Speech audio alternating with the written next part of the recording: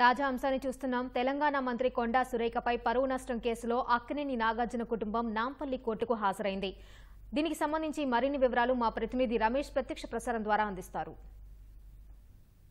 మంత్రి కొండా సురేఖ చేసిన వ్యాఖ్యలకు గాను ఈరోజు అక్కినేని నాగార్జున తర్వాత కుటుంబం సభ్యులకు సంబంధించి కూడా ఇటు అమల తర్వాత నాగ చైతన్య కూడా ఈ ముగ్గురు నాంపల్లిలోని ప్రత్యేక కోర్టుకు అయితే హాజరు కావడం జరిగింది. తను ప్రైవేటు పిటిషన్ వేయడం జరిగింది. క్రిమినల్ పరువు నష్టకి సంబంధించి కూడా దాఖలు చేసిన సంగతి తెలిసింది. అయితే నిన్న విచారించిన కోర్టుకు సంబంధించి ఈరోజు పిటిషనర్దారుతో పాటు సాక్షులకు సంబంధించి కూడా వాంగ్మూలను నమోదు చేస్తామని చెప్పి కూడా కోర్టు వెల్లడించడంతో కూడా కొద్దిసేపటి కిందని ముగ్గురు వేర్వేరు కార్లతో కూడా ముగ్గురు అయితే కోర్టుకు హాజరు కావడం జరిగింది. ఈ మరొక కాసేపట్లో కూడా వారి యొక్క వాంగ్మూలను అయితే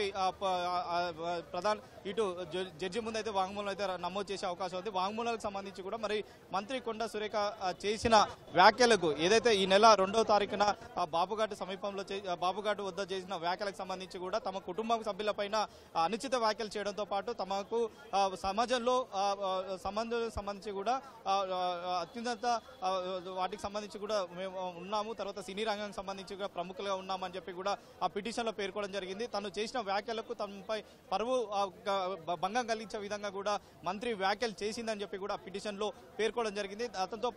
దీంతో పాటు తర్వాత క్రిమినల్ కేసు సంబంధించి కూడా ఆమెపై చర్యలు తీసుకోవాలని చెప్పి కూడా పిటిషన్లో అక్కినేని నాగార్జున పిటిషన్లో కూడా పేర్కొనడం జరిగింది. కొద్దిసేపటి కిందనే నిన్న న్యాయమూర్తి ఏదైతే పిటిషనర్దారుకు సంబంధించి కూడా వాంగ్మూలాన్ని నమోదు చేయాలని ఉందో దానిలో దృష్టిలో పెట్టుకొని ఈరోజు ముగ్గురు అయితే కోర్టుకు అయితే హాజరు కావడం జరిగింది. మరి కోర్టులో నాగార్జునకు సంబంధించి కూడా వాంగ్మూలం ఏ విధంగా నమోదు చేయబోతున్నారు, తర్వాత మంత్రి కొండా సురేఖ ఇప్పటికే తన వ్యాఖ్యలకు సంబంధించి కూడా క్షమాపణ కోరుతూ కూడా చేయడం జరిగింది. అయినప్పటికీ తను కోర్టులో పిటిషన్ దాఖలు చేయడం జరిగింది. ఖచ్చితంగా తమ పరువుకు భంగం కలిగించే విధంగా కూడా తను వ్యాఖ్యలు చేశారని చెప్పి కూడా పిటిషన్లో పేర్కొనడం జరిగింది. దాంతోపాటు ఆమె పైన కూడా క్రిమినల్ చర్యలు తీసుకోవాలని చెప్పి కూడా ఈ పిటిషన్లో పేర్కొనడం జరిగింది. అయినప్పటికీ ఈరోజు కోర్టుకు సంబంధించి కూడా పిటిషనర్దారు ఏ విధంగా పిటిషనర్దారుకు సంబంధించి కూడా వాంగ్మూలం రికార్డ్ చేసిన తర్వాత వాదనలు జరిగిన తర్వాత మంత్రి కొండా సురేఖపైకి సంబంధించి కూడా సమన్లు జారీ చేస్తారా లేదా ఈ విచారణకు సంబంధించి కూడా ఏ విధంగా ఉండబోతుంది అనేది కూడా వేచి చూడాలి. కొద్దిసేపటి కిందని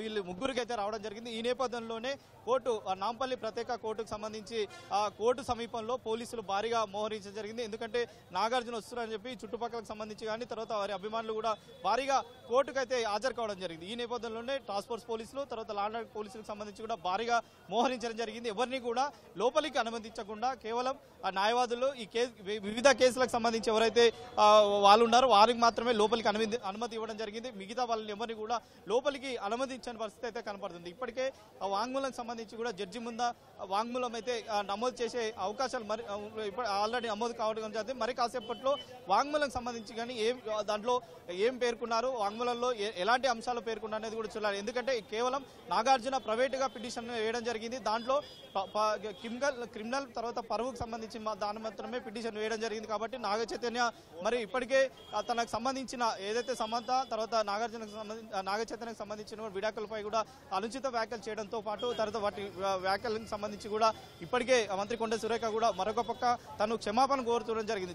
ఈ అంశంపైన కూడా సినీ రంగానికి సంబంధించిన ప్రముఖులు వివిధ రూపంలో కూడా ఆమెను ఖండించడం జరిగింది. అయినప్పటికీ తను క్షమాపణ కోరినప్పటికీ మరొకసారి నాగ చైతన్య కోర్టులో పిటిషన్ దాఖలు చేయడం జరిగింది. పిటిషన్ దాఖలు చేసిన తర్వాత ఈరోజు మరి విచారణ వాంగ్మూలం సంబంధించి కూడా వాంగ్మూలంలో ఏ విధంగా వాంగ్మూలంలో చెప్పే అవకాశాలు ఉంది, తర్వాత వాటికి సంబంధించి కూడా ఏ విధంగా రికార్డ్ చేస్తారనేది కూడా వేచి చూడాలి. ప్రస్తుతం అయితే నాగ చైతన్యతో పాటు నాగార్జున అమలకు సంబంధించిన కూడా ముగ్గురు సాక్ష్యాలకు సంబంధించిన వాంగ్మూలను అయితే రికార్డ్ చేసే అవకాశాలు అయితే కనపడుతున్నాయి. Vote studio.